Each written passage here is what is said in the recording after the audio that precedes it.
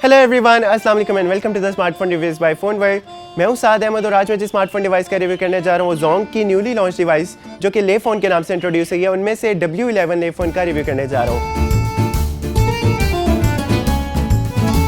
So viewers, first of all I want to tell you कि चूंकि smartphone entry level smartphone है तो इस डिवाइस में अपनी प्राइस के लिहाज से बहुत अच्छे स्पेक्स दिए गए हैं। और हाँ, इस स्मार्टफोन डिवाइस में ऐसा कोई न्यू फीचर तो नहीं है, लेकिन आपको बहुत कम प्राइस में फिंगरप्रिंट सेंसर भी मिल रहा है।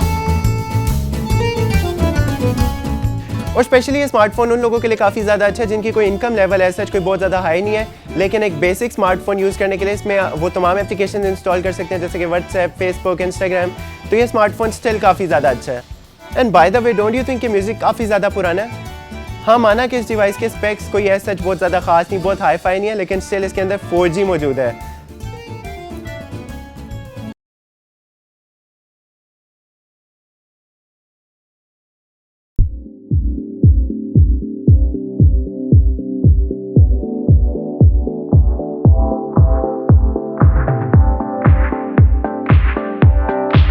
और व्यूअर्स, सबसे मजे की बात इस हैंडसेट की है कि स्मार्टफोन डिवाइस में built in application Jong 4G की मौजूद है, जैसे कि जोंग टीवी, जोंग सिनेमा, जिनके थ्रू आप अपने फेवरेट टीवी चैनल्स देख सकते हैं, अपनी फेवरेट मूवीज, फेवरेट ड्रामास भी देख सकते हैं। सो आई गेस ये स्मार्टफोन डिवाइस बजट के अंदर रहते हुए भी इंटरटेनमेंट पॉइंट ऑफ व्यू से भी काफी ज्यादा अच्छी रहेगी।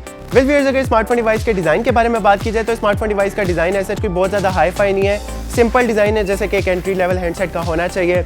स्मार्टफोन के लेफ्ट साइड पर इसकी वॉल्यूम कीज, इसकी पावर कीज, इसके बॉटम में इसके स्पीकर्स और इसका चार्जिंग जैक, और इसके टॉप पर इसका 3.5 mm का हेडफोन जैक अवेलेबल है। और इस स्मार्टफोन का फिंगरप्रिंट सेंसर स्मार्टफोन की बैक साइड पर इसके कैमरे के नीचे मौजूद है।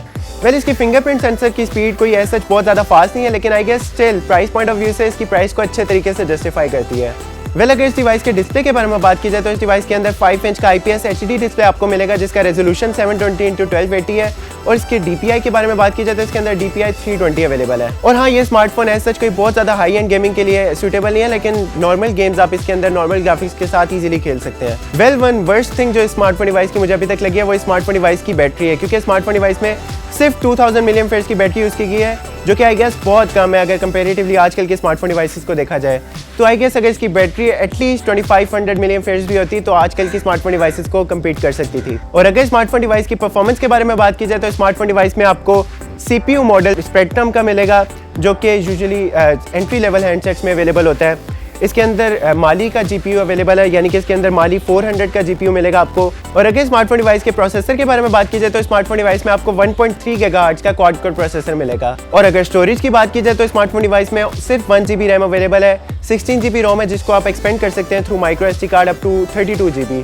तो आई गेस इसकी एक्सपेंडेबल मेमोरी भी कम है जिसको आप सिर्फ 32 GB तक एक्सपेंड कर सकते हैं। सबसे मजे की बात जो इस हैंडसेट की है वो ये है कि स्मार्टफोन डिवाइस में आपको 4G मिल रहा है, और आई डोंट थिंक कि अभी तक मार्केट में कोई ऐसा स्मार्टफोन अवेलेबल है जो कि इस प्राइस रेंज में आपको 4G भी प्रोवाइड करे। वेल, अगर स्मार्टफोन डिवाइस के कैमरा के बारे में बात की जाए तो स्मार्टफोन डिवाइस में कैमरा कोई बहुत अच्छा यूज़ नहीं किया गया। तो स्मार्टफोन डिवाइस का back camera 8 megapixel, front camera 2 megapixel का है, जिसकी क्वालिटी ऐसा कोई बहुत ज़्यादा अच्छी नहीं है। बट देन अगेन, अगर इसको प्राइस पॉइंट ऑफ व्यू से देखा जाए तो स्टिल इसके अंदर अच्छा कैमरा यूज़ किया गया है।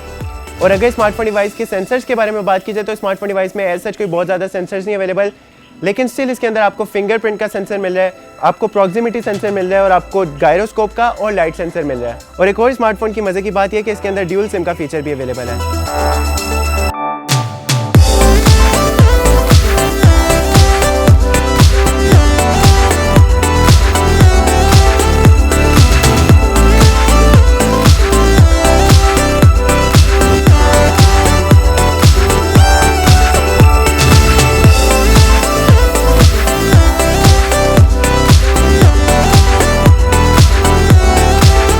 वेल व्यूअर्स, ये था जोंग ली फोन W11 का क्विक रिव्यू।